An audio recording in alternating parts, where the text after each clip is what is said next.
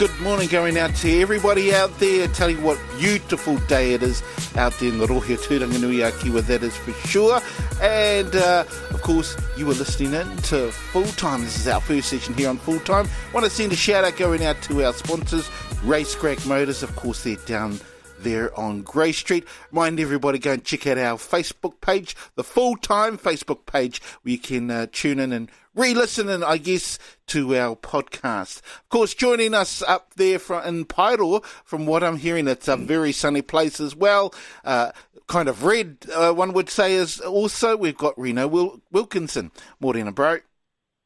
Yeah, morena koutou, and hope everyone's out there enjoying their Labour weekend. The weather has turned on for the 3-day weekend. It is, tino atahua, bro. It's a beautiful day here in Pairo, and blue skies everywhere, and it'll turn to red later on this evening, no doubt, like you say, Keithy. But, hey, out there, enjoy the holidays and make the most of this beautiful weather. Beautiful indeed. Also joining us from across the ditch over there in Australia, we have our man Jason Tawhiwhirangi, otherwise known as JT. Morena, bro. Morena to you, Keith. Morena to Reno. Morena to all the whānau out there listening in. It's a beautiful day up here on the Sunshine Coast. It's just after 5:30 on a Saturday morning, and we're already at 19 degrees, headed for a high of about 26. So, thank goodness the sun's back, boys. Yeah, it's a beautiful day all over, I dare say.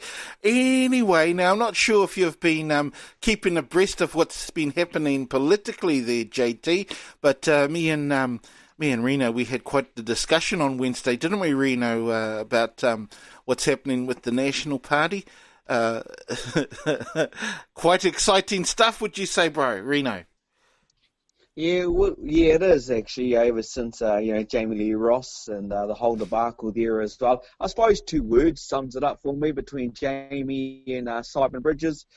Those 2 words, of course, are accusations and allegations. So, if you're Tongan today, supporting your team, you've got allegations, something like that.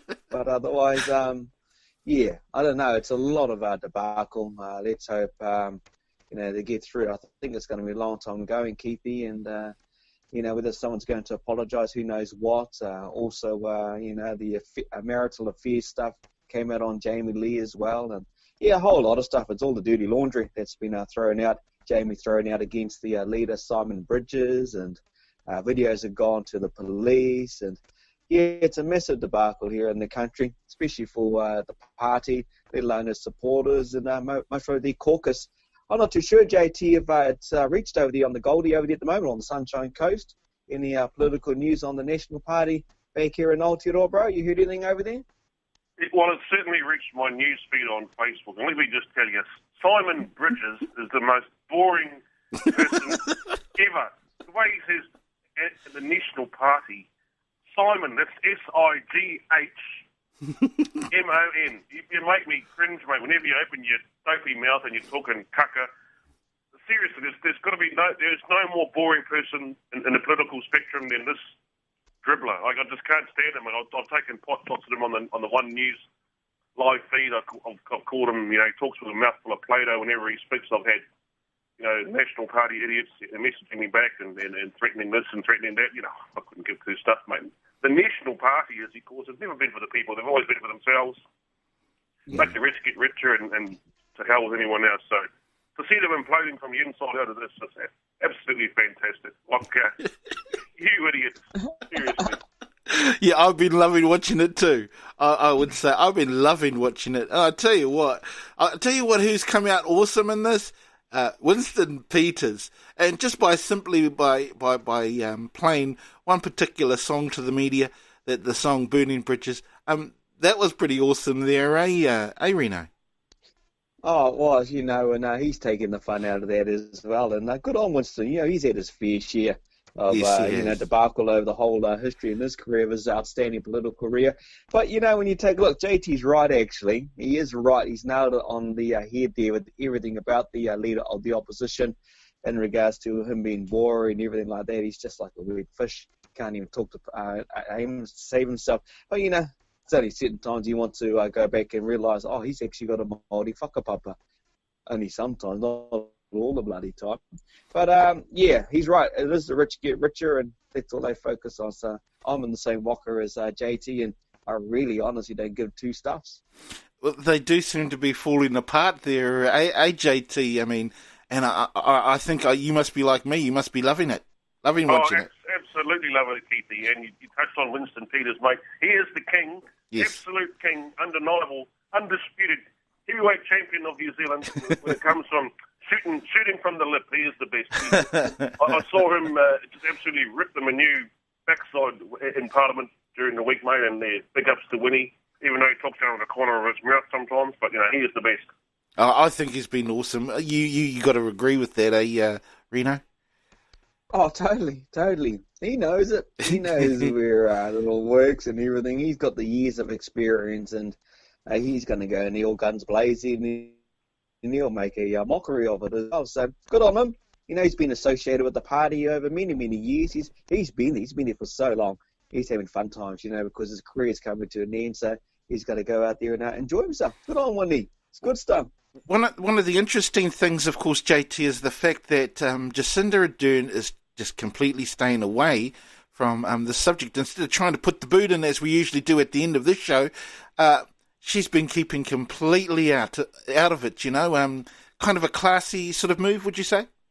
Oh, absolutely, Keith. And not only that, she's got the Sergeant at Arms, Winston Peters, doing all the shooting. So, yeah, true. There's no need. She'll just keep, steering the ship around the waters and guiding the nation to a better place where National could take them. Yeah. So, yeah, mate, she's got the heavyweight behind her with Winston Peters. He can go blow for blow with the best of them and come out with smelling of roses. Absolutely. Anyway, let's go back to last weekend, JT. I know you're going to be dying about talking about it because there were 3 great rugby league games that happened in Mount Smart Stadium, and I know you would have been enjoying those games there, eh?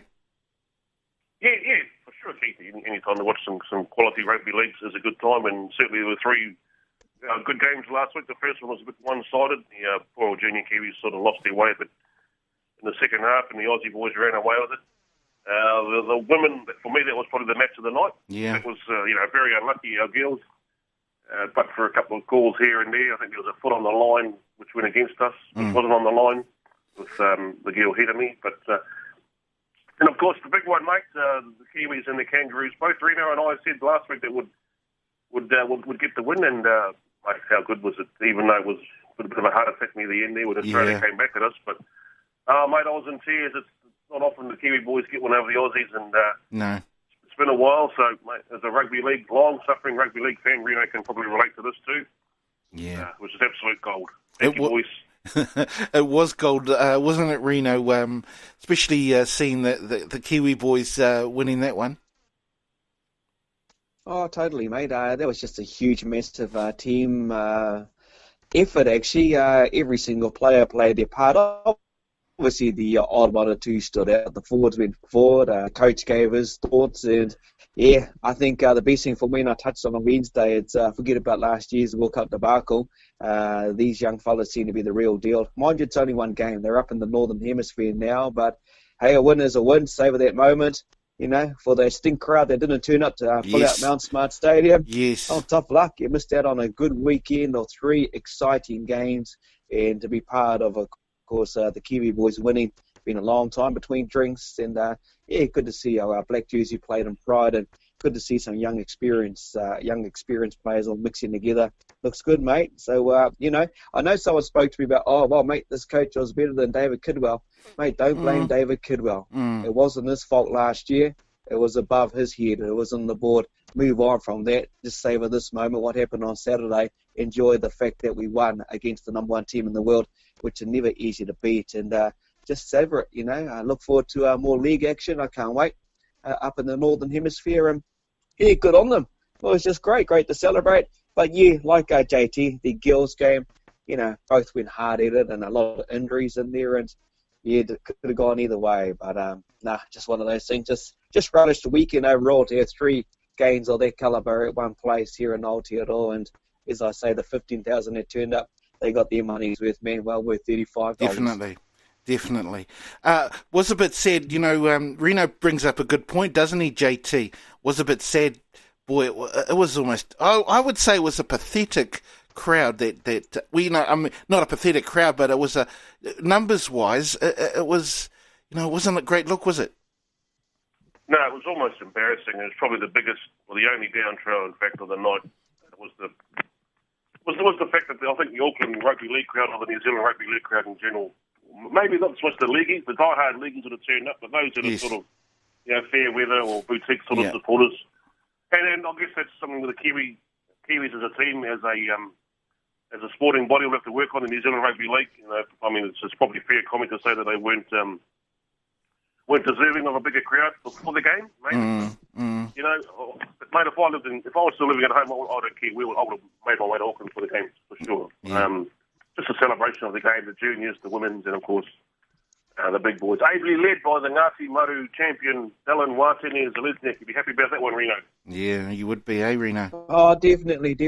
Yeah, I've been talking to a lot of the whānau and the old lady Lully, and a bit of emotional drive there. You've seen the haka at the end there with the whānau, and they're very proud. I know they had a special moment for them over at the Temple View Mormon Church over in Kirikiriroa in Hamilton, so extremely proud because, Dylan always talks about his great-grandfather, and he knows his great-grandfather was watching from above, and to create what was happening back in his great-grandfather's day, the 70s, I think it was.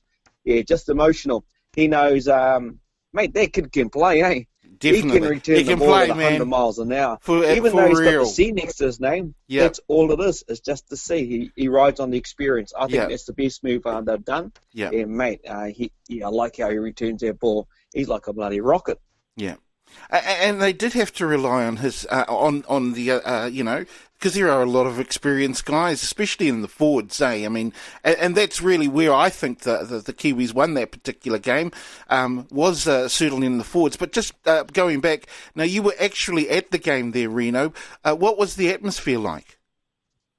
Yeah, it was pretty somber actually, right through the day. I was quite disappointed, to be honest, with the turnout for the ladies, and that's been pretty sad over the season as well. But the crowd was pretty vocal from obviously when we got the try right at the start. I think Valentine's was saying on Wednesday got their try and everyone shut down. You could see it in the crowd. But overall, I think once we got through, and everyone was holding on to their hearts because at the end we know what a Kangaroo team can do in the 9 minutes. So, no, but overall, mate, I think the exciting part was leaving. In the celebrations, the smiles, the tooting of the horns, or the traffic.